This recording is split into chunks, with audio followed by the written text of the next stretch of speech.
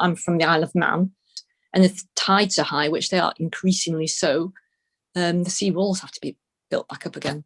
The climate is becoming something of a challenge, particularly with the tides and winters. We've been here for 40 years. We've had hedgehogs in the garden. They don't come anymore.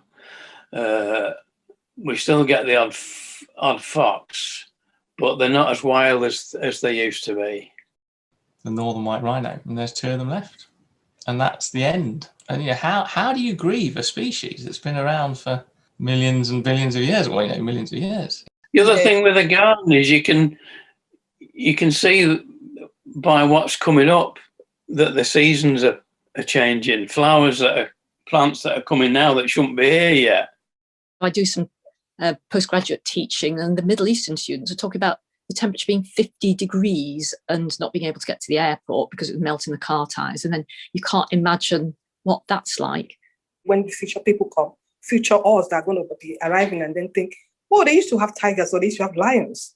What did they do with all of them? I mean, I'd like to see hedgehogs come back, but I don't know if we ever will.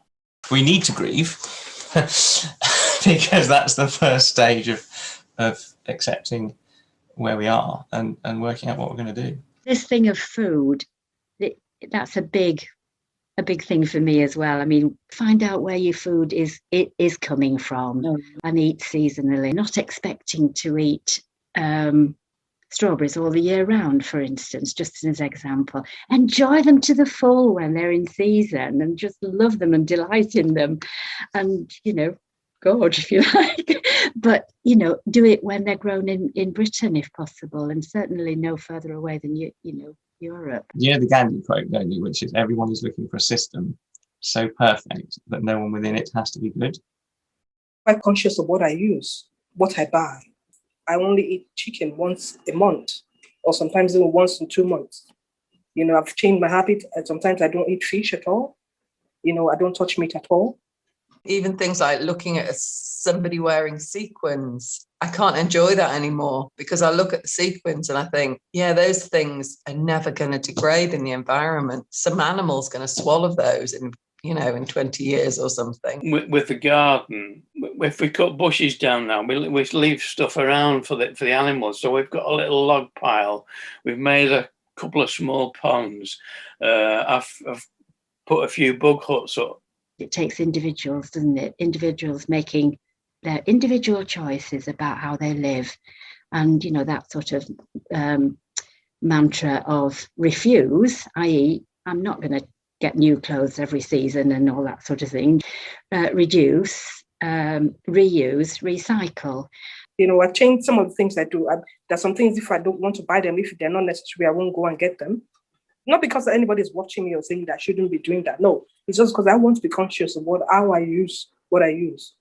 God is alive. God is in everything. This love, this energy, this Christ person, and is at work in everything, I should say.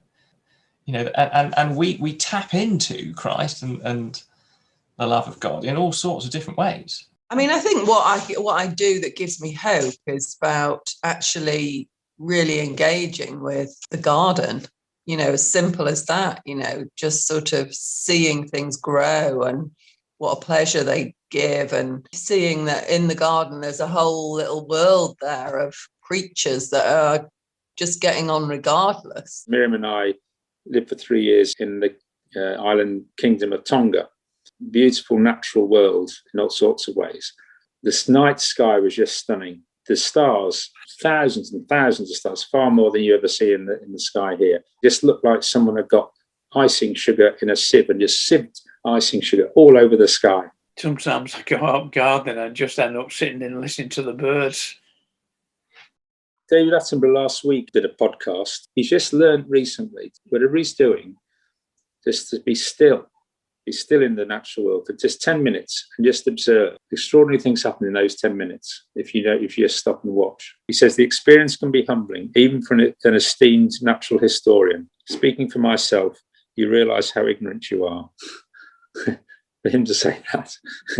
And I remember reading a Tom Wright book as well, which said that the force, the kind of physical force that the scientists would describe that holds the whole universe together is love.